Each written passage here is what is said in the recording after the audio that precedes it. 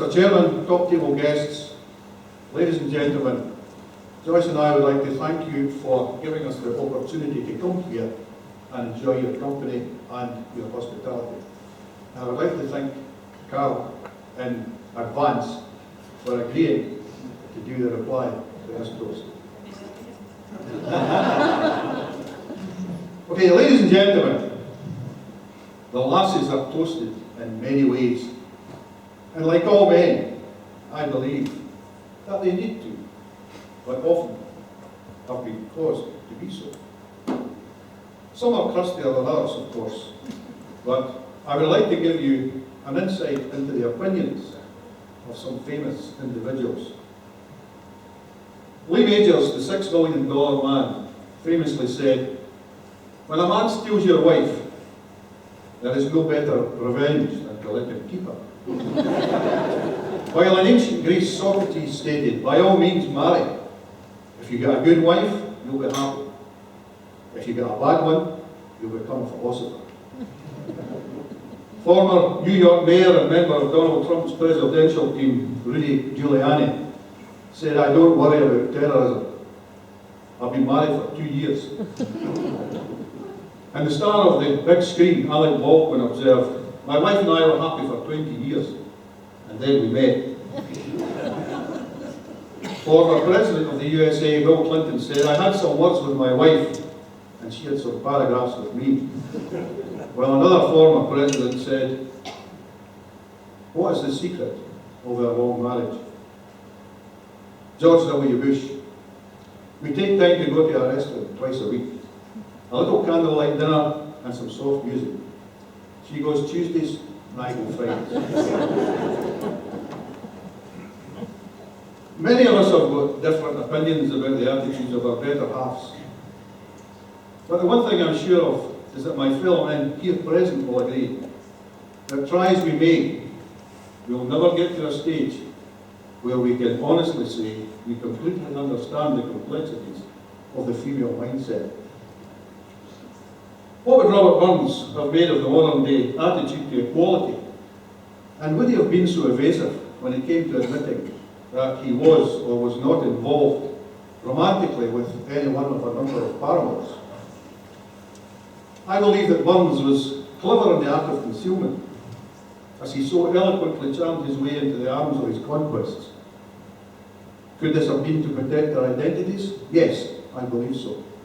But let us remember that those with whom he was involved have, in the fullness of time, also become immortal. When we consider that the poem The Rights of Woman was written in 1792, and as feminist groups celebrate the efforts of the suffragette movement, which resulted in the Equality Act, we must recognise that attitudes to the fairer sex have quite obviously changed. And when we think about the advances that women have made in major companies, boardrooms and political institutions, it's difficult not to acknowledge the remarkable shift towards gender equality.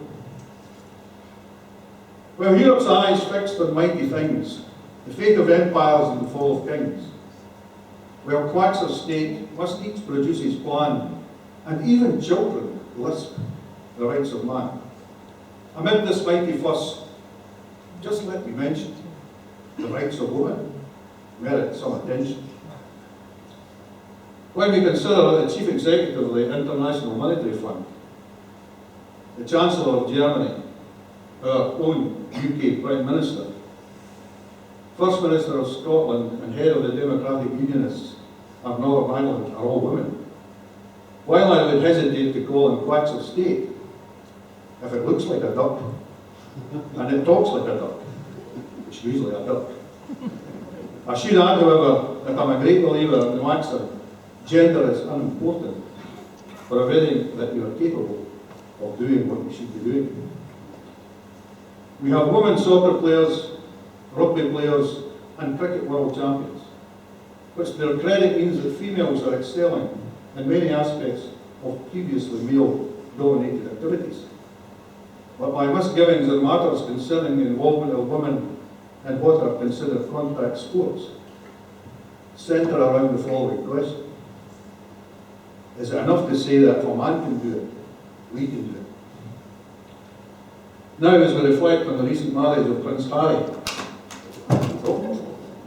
sorry, Harry, I have to ask, have tolerances in constitutional behaviour also shifted so far to the female bias as to accommodate one American divorcee when another was ostracised and caused the abdication of her king?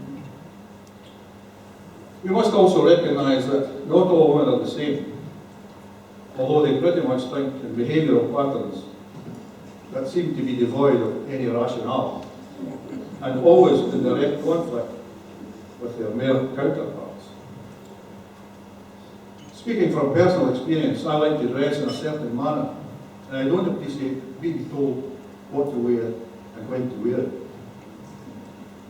Statements like, "You can't walk the toon dressed like that," "You can't wear that shirt with 8 trousers," are, I consider, an affront to my superior knowledge of male sartorial elegance.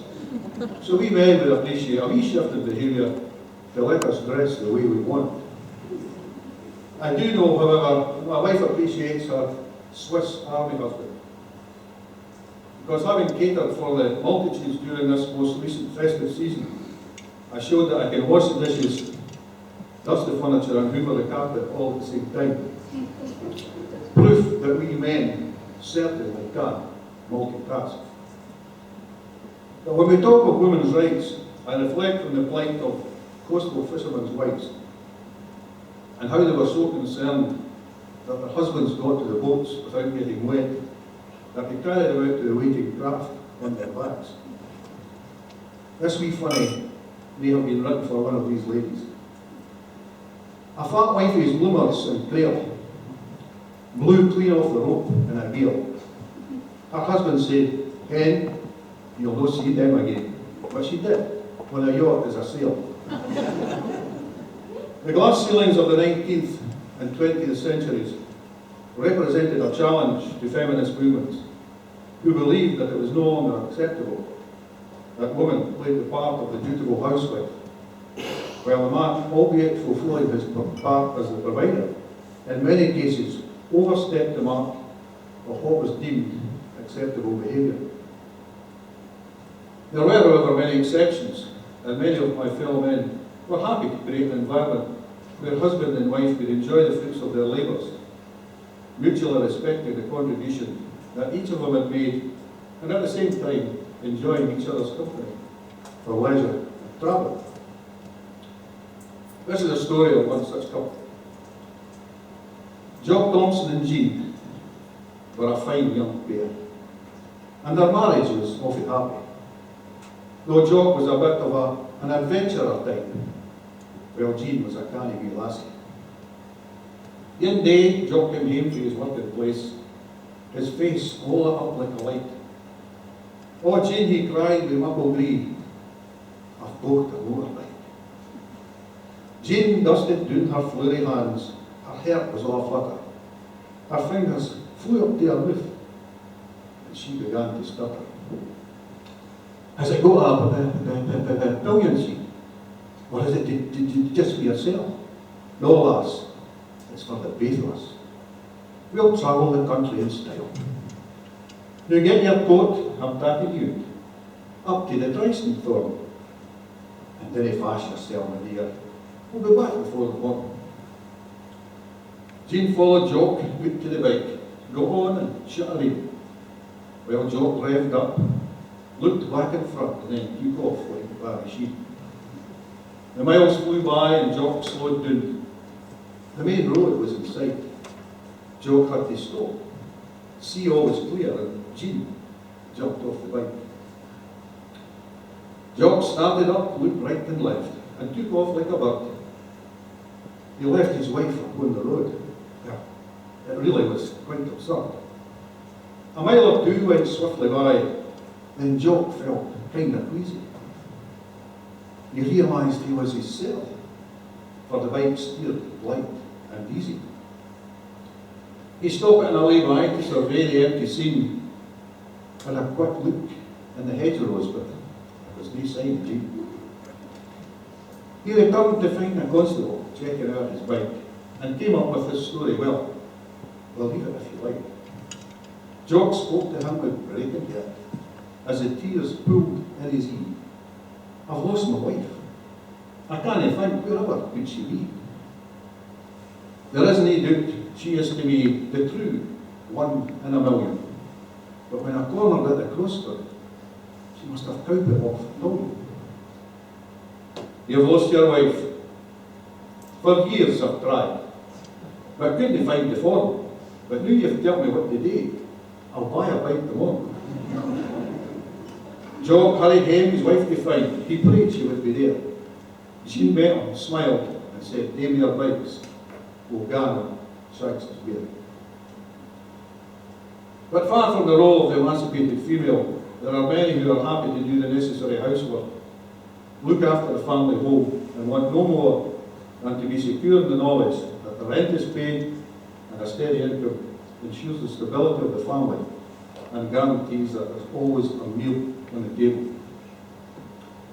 How different from the Scotland of Burns's time, when life was lived on a daily basis with little to spare, and during which families could go for days without a meal. Seriously, Robert Burns loved the lasses, and in his own inimitable fashion, his writings were most prolific when he was heartily in love.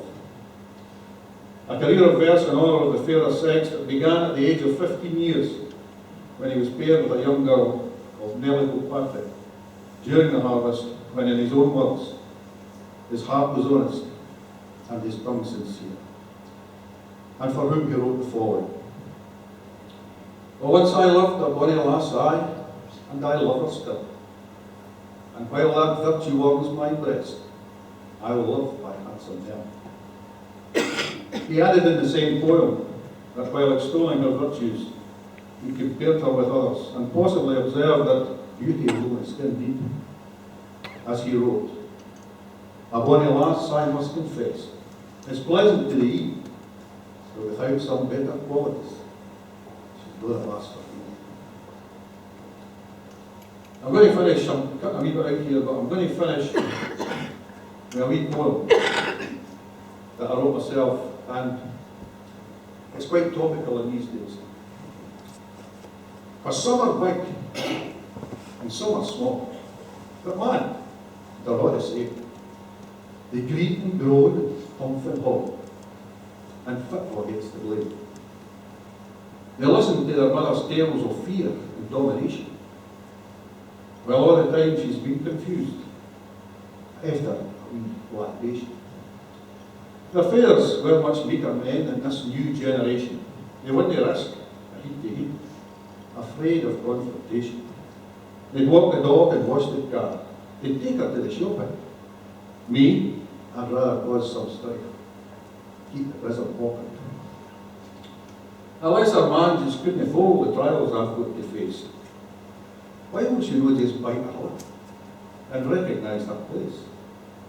If I go out on Friday night in search of lubrication and come home just a wee bit late, she's having palpitations. She rants and raves, and then I think, oh, what my father did? I'll just withdraw her credit card. Aye, that's the game I'll play. I'll go in and pull out a beer. I'll sit and watch the telly, because I've been here many times before, and soon she'll be like Kelly.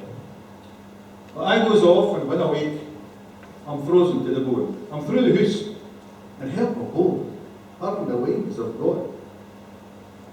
I get the feeling that I'll soon be eating humble pie. So I get a taxi to their boss. Well, it doesn't have to try. I'll sweet talk her. That'll sort her out. But listen to the bragging. I walk right up and shut the door, and who appears? The dragon. "Come in here and explain yourself," she brusquely says to me. "I've been here before you came, you, for the third degree." "I'll back down quick." "Well, just a bit, to ease the situation. I'm cold and hungry now, you see, and there's no need for starvation. It's all smoothed out, all quick, but then I get to thinking, oh, this could be avoided if it wasn't for my drink. It doesn't take a genius to sit and work to it. Get up troubles more than men. Of that, there is no doubt. But bite your lip. Get on with it. Gentle.